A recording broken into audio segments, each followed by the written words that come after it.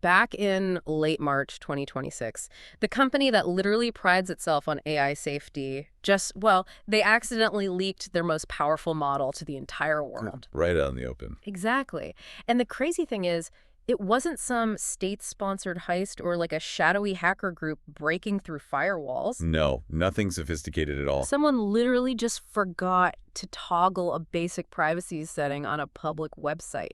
Anthropic just left the front door wide open. Right, it was just a simple content management system left set to public by default. Yeah. And that one misconfiguration exposed Claude Mythos, which was codenamed Capybara at the time. Wow. And then just days later, the actual Claude code, source code itself, leaked. Unbelievable. Well, welcome to today's deep dive. We are looking at a vulnerability landscape that it entirely shifted under our feet. It really did. The market response to that Anthropic leak was immediate and just brutal. Tenable, Okta, CrowdStrike, Palo Alto Networks, it all plummeted, like 6 to 9% in a single session. Just massive drops across the board. And the sources we're unpacking for you today really explain why this is sending such shockwaves.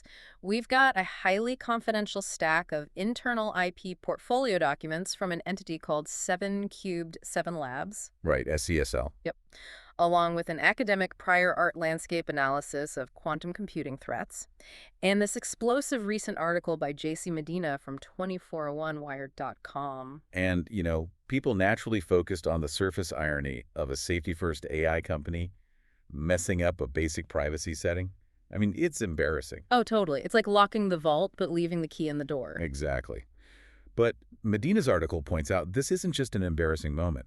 This leak exposes a massive structural flaw in the entire $95 billion cybersecurity industry. Because Anthropic has world-class engineers, they aren't lacking in sophisticated security tools. Right, so the failure wasn't technological at all. It was relational, wasn't it? Yeah, exactly. The vulnerability lived in the gap between teams. You had the content writers working on one system and the infrastructure managers working on another. And nobody owned the space in between. Nobody. No single observer actually owned that gap. Every major security tool today, from your threat intelligence platforms to network monitors, operates by analyzing individual system behaviors. They just look at a single endpoint. Right. They ask, is the specific thing acting suspiciously? But the threats that actually bring down infrastructure, like the SolarWinds hack that sat inside government networks for over a year, those exist in the relational patterns between systems. Which means coordinated attacks basically have a zero projection onto any single observer analysis framework. They're invisible. Completely invisible. I want to tie this back to the wider backdrop of the Anthropic situation really quick, which the sources call the Pentagon paradox. Oh yeah, this is crucial context. Because leading up to this leak, Anthropic essentially refused the U.S. military unfettered access to Claude. They drew very specific red lines around autonomous weapons and mass surveillance. Right. And the Pentagon responded by designating Anthropic a national security threat. Which is wild. And then a judge blocked that designation, and now the Trump administration is appealing it. Now, before we get into the deep architecture of this, I need to make sure we are crystal clear for you listening. We take absolutely no side on this political or legal battle between the Pentagon and Anthropic. None at all. We are simply reporting the source material to highlight a specific architectural blind spot that both the corporation and the government are completely missing. These both sides are just fighting over who controls the AI. Exactly. But the underlying architectural question is whether any single entity, be it a tech giant or a military power, can actually secure a system from within its own reference frame. And that public CMS leak answers that with a pretty loud no. Yeah, a definitive no. The vulnerability lived outside either observer's direct line of sight, which, forces us to look at how we secure data globally right now. I mean, all of our current NIST-approved standards, things like RSA encryption or AES. Right. Those traditional standards rely entirely on what mathematicians call hardness assumptions. Hardness assumptions. Yeah, so you're basically making an engineering bet. You're betting that a specific math problem is computationally too hard for an attacker to solve quickly. Like a really complex puzzle. Exactly. But a hardness assumption is not a mathematical proof. Advanced AI, like what Mythos is rumored to be, or quantum computers, they threaten to eventually just solve that puzzle and crumble that wall. So just to make this super clear, traditional security is essentially like hiding your valuables in a massive, heavy safe, and you're just hoping the burglar doesn't show up with a strong enough drill. That's exactly it. But this new relational security framework from 7 Cubed 7 Labs SCSL, it proposes something totally different. Instead of building a heavier safe, it's like the safe literally doesn't exist in the dimension the burglar is walking through. That is the perfect way to visualize it. In SCSL's relational security framework, protected information does not sit behind a hard wall waiting to be breached. It is structurally absent from the attacker's reference frame. Structurally absent? Yeah. It's the difference between building a massive locked door and having a solid wall where no door was ever built in the first place. Okay, well, hold on. My brain is stuck in basic 3D geometry here. When you say it's structurally absent from the attacker's reference frame, how does that actually work mathematically? It gets deep. Because the Codimere prior art analysis gets heavily into quantum threats. But let's break down the actual mechanism for everyone. How do we build a safe in another dimension? Well, let's unpack the math because it's actually really elegant. The SCSL framework operates in a 2,401-dimensional Hilbert space. Wait, 2,401 dimensions? I can barely wrap my head around 4. I know, it sounds like sci-fi. But think of a Hilbert space simply as a mathematical playground where we can measure distances and angles between complex states even if we can't physically draw them in the real world. Okay, a mathematical playground. Got it. And the number 2,401 is just 7 to the power of 4. Now, within that massive mathematical space, they divide things up. There are 2,370 individual dimensions, which they call HINC. And then there are 31 relational dimensions called HROL. So individual space and relational space. Exactly.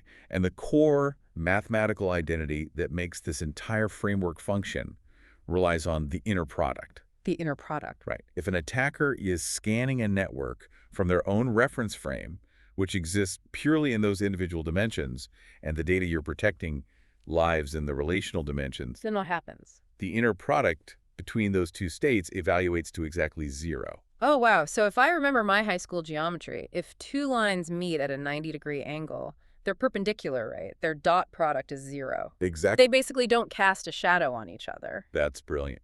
Yes, in quantum mechanics, if a state is in the relational subspace and the attacker is in the single observer subspace, they are mathematically perpendicular. They evaluate to 0. So they can't see each other. Because there is no mathematical shadow, speed and compute power become completely irrelevant.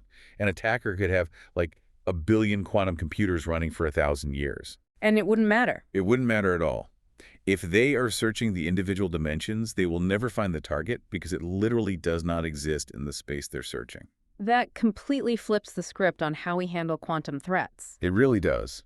Because the academic survey details how current post-quantum cryptography, things like Crystal's Kyber, they operate entirely in those individual dimensions, don't they? They do. They're just trying to make the math puzzle harder for the quantum drill. Leaving them fundamentally vulnerable to algorithmic breakthroughs, which ties directly into that store now decrypt later threat, right? The HNDL. Yeah, nation states are currently just vacuuming up exabytes of encrypted data across the globe. Just hoarding it. Hoarding it. They can't read it now, but they're storing it, waiting for a quantum computer to be built that can finally break the hardness assumption. But SCSL's foundational patent, patent number 66, is completely immune to this. Completely immune. Because its security is based on a mathematical theorem, not an assumption. A theorem doesn't suddenly become false just because someone invented a faster computer. Okay, but I have to play devil's advocate here for a second on behalf of the cybersecurity professionals listening to us. Sure, hit me. Because the sources themselves are incredibly intellectually honest about a major caveat here. But they don't hide it. They point out that algorithms like Kyber have had years of public cryptanalysis. I mean, they went through grueling rounds of NIST standardization. Hackers have banged on them. Absolutely. Whereas this SCSL mathematical identity, while passing all their internal integration tests, it has 0 independent cryptanalysis. It hasn't survived the wild yet. That's a fair point. So how do we weigh a proven, standardized, but potentially vulnerable system against a mathematically perfect theorem that hasn't been validated by the public? Well, the sources address this head-on by framing it not as a competition, but as a complementary layer. Okay. You don't rip out Kyber and replace it with SCSL tomorrow. The intellectually honest approach is to keep your NIST-approved hardness assumptions for computational security, but add this ontological security on top of it. Oh, I see. Layers. Exactly. Every major cryptographic standard, from RSA to AES, started exactly where SCSL is right now. Mathematically promising, but unvalidated in the real world. The patent portfolio is simply there to protect the architecture while that public validation cycle begins. Speaking of that portfolio, if this math holds up to scrutiny, how does 7Cube7 Labs actually turn it into a commercial fortress? Oh, it's aggressive. Yeah, looking at the IP review addendums in our stack, they aren't just publishing a nice math paper for academia. They have quietly built a massive 27 patent portfolio. And the structure of that portfolio creates an incredibly aggressive commercial trap.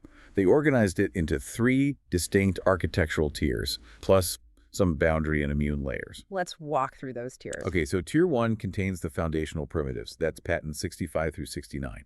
This covers the underlying math we just talked about. Sort of the asphalt of the highway. Right. Then Tier 2 is their first expansion. It covers security domains, patents 70 through 74. Think biometric privacy, multi-party computation. Got it. And then Tier 3 is the second expansion into specific industry verticals, patents 75 through 80. And this tiered structure sets up what the internal documents call a Level 2 Moat, cross-domain lockout. This is the cumulative licensing requirement, isn't it? Yeah, this is where it gets really commercially brilliant.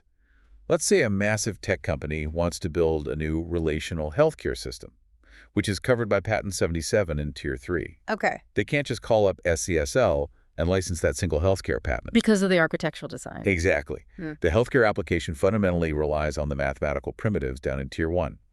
The dependencies stack mathematically. Oh, wow. To execute the healthcare application, you must execute the base math.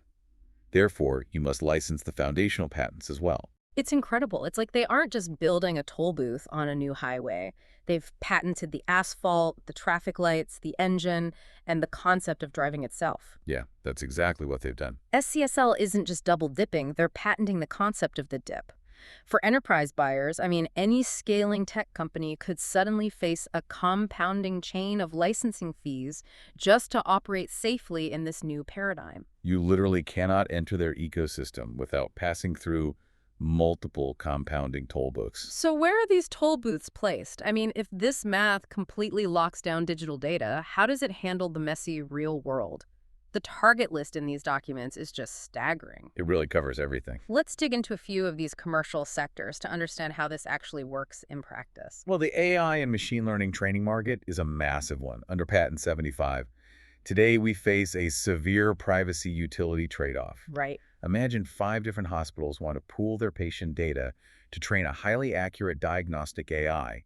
If they share the raw data, they violate API and risk massive leaks. Which is a huge problem right now. Huge.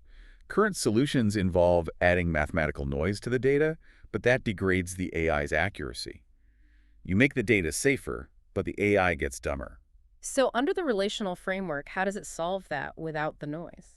The AI's gradient updates the actual mathematical learning mechanisms exist only in the relational subspace, the H-role. Okay. The raw data stays safely in the individual dimensions. Because the learning happens in a space orthogonal to the data, there is zero leakage. It mathematically eliminates the trade-off. Exactly. This opens up a $50 billion market for multi-hospital AI or cross-bank fraud detection without ever exposing the raw underlying data. That's huge. And the applications for supply chains are just as disruptive. Look at Patent 76. Oh, the EU mandates. Yes. The EU is currently mandating digital product passports. Companies have to prove where their materials come from to hit sustainability goals, but, they don't want to reveal their entire supplier network to their competitors. Of course not. This architecture allows for selective provenance. You can cryptographically verify the supply chain is clean while keeping the actual commerce relationships entirely invisible. And we also see this revolutionizing digital rights management, or DRM, under Patent 80. DRM has been broken for, what, decades? Yeah. Every DRM system for the last 30 years has eventually failed because the decryption key has to sit on the consumer's device to play the movie or the game. And if it's on the device, a hacker will eventually extract it. Exactly. But Patent 80 keeps the decryption key entirely off the consumer's device. It exists only as a continuous relational state between the rights holder and the consumer. Meaning I could actually resell a digital game. Right. If the key is just a relational state, transferring ownership to someone else mathematically extinguishes my access. Yeah. It creates the first true enforceable secondary market for digital goods. Which disrupts billions of dollars right there. Absolutely. But I want to pivot to the boundary series, specifically Patent 85, because this is where digital math hits physical reality. This is fascinating stuff. We've seen physical infrastructure attacks before, like the Stuxnet virus took down Iranian nuclear centrifuges by just feeding them bad commands until they spun out of control and broke. How does a relational patent stop something physical like that? Well, usually the software just checks if the hacker has the right password. If they have the admin credentials, the system executes the command, even if the command is spin so fast you explode. Right. Patent 85 secures the physical boundary by encoding physical laws as a cryptographic expected state. Wait, the math itself checks the physics? Yes. Before the digital command is ever executed, the framework evaluates the relational state between the command and the physical tolerance of the machine. That is wild. So if a hacker tells a centrifuge to spin at 1,000,000 RPM, that violates the laws of physics for that specific machine. Because it violates physics, the math literally cannot compute the command. So what happens? It evaluates to an error state before the machine's motor even receives a signal. The attack just bounces off. And Patent 86 applies that same logic to biology for brain-computer interfaces. It mathematically destroys the neural surplus, like your emotional state, your pre-motor intentions, before it ever leaves your brain. It enforces cognitive liberty. It's using physics and biology as cryptography. It boggles the mind. But let's look at network security, specifically Patent 79, which tackles zero trust architecture. Okay. The documents call out the centralization paradox. We all say, trust nothing, but then we force every single employee to authenticate through a centralized identity provider like Okta or Zscaler. Right, we put all our eggs in one basket. And then that basket inevitably gets breached. So how does relational architecture route network traffic without a centralized Okta? So, in current zero trust, you prove who you are to a central authority, they give you a digital token, and you show that token to access a server. If I steal your token, I get in. Right. Under Patent 79, there is no central identity provider, and there are no tokens to steal. Then how does an employee actually get to their files? The access policy becomes a continuous relational state directly between the requester and the specific resource. The decision of whether you get access lives only in the space between the two of you. Okay. If an attacker compromises one server, they get absolutely zero credentials to move laterally to the next server. Lateral movement becomes ontologically impossible because the trust state only exists in that one specific pairwise connection. So with all these massive applications across AI, supply chains, physical infrastructure, zero trust, why wouldn't a titan like Google, Microsoft, or Palo Alto Networks just read these patents, understand the concept, and build their own version? I mean, they have unlimited resources. And that brings us to what the documents call the Level 3 Moat, portfolio network effects. This is the ultimate barrier to entry. Final boss. Exactly. The patents form an interlocking mesh. If a competitor wants to avoid all 27 of SCSL's patents, they can't just tweak one algorithm. They'd have to change everything. They would have to simultaneously use a different dimensional structure, abandoning the foundational math entirely. They would have to abandon continuous key evolution, store raw biometric data, require centralized identity providers, and leave DRM keys on consumer devices. So they would have to intentionally build an inferior, vulnerable product that fundamentally fails in 15 different markets. Yes. To design around the patents is to design something completely uncompetitive. Which leads us to the capstone of this whole architecture, Patent 91, the 7-node covenant. Oh, this is where it gets really elegant. This is where it goes from clever engineering to something that feels almost mystical. It outlines relational topological fault tolerance. It is the mathematical warranty of the entire system. It guarantees that these relational security properties will survive even if nodes on the network are destroyed or compromised by an adversary, as long as 7 nodes remain connected. And the number 7 wasn't just pulled out of a hat by some engineer deciding on a quorum size, right? It wasn't an arbitrary choice for a minimum viable network. No, the number 7 was mathematically derived from the base structure itself. Remember, the entire space is 2,401 dimensions, which is exactly 7 to the 4th power. Right, the Hilbert space. Exactly. Yeah. Within that space, there are exactly 31 relational nodes. Through basic combinatorics, if you have 7 nodes, you can form 21 unique pairs. Okay. The math dictates that those 21 pairs are the absolute minimum number required to reliably cover all 31 relational dimensions. It's almost biological. Like, they didn't engineer the network, the math dictated it, the framework basically discovered its own minimum viable form. It's like discovering the DNA of a secure network rather than just writing code for it. Derived, not chosen. That's the exact phrasing the source documents use. It is an emergent property of the mathematics. It's incredible to think about. So what does this all mean for you listening? Let's bring this home. We've gone from a leaked Anthropic content management system to the discovery of what is essentially an uncharted mathematical continent in cybersecurity. You really have. For the professionals listening today, the question is no longer, how fast can we patch existing vulnerabilities? Or can we buy a slightly heavier safe? The real question is, are we even defending the right dimensions? Right. If you're only analyzing individual systems, you are structurally blind to the relational attacks that actually take down modern infrastructure. And, I want to leave you with one final thought that pushes this beyond just corporate data. Oh, yeah. This is the big picture. If you look at Patent 89, it outlines opaque consensus. It keeps coalition topologies mathematically inaccessible while still proving a binding voting result. And Patent 87 creates fraud-proof digital identity without needing any centralized registry. Completely decentralizing trust at a societal level. Exactly. If human identity, if national voting, if collective coordination can be managed entirely through mathematically enforced, opaque relational states that no central authority can ever surveil or access like I. What happens next? What happens to the very concept of the state or government in the 21st century? If the fundamental infrastructure of society becomes structurally inaccessible to top-down observation, does traditional governance even survive the mathematics? We started this deep dive thinking our safes just weren't heavy enough to stop the drills of advanced AI and quantum computing. But if this relational architecture holds true, the future isn't about building a better safe. It's about realizing you can move the valuables into a dimension the burglar doesn't even know exists.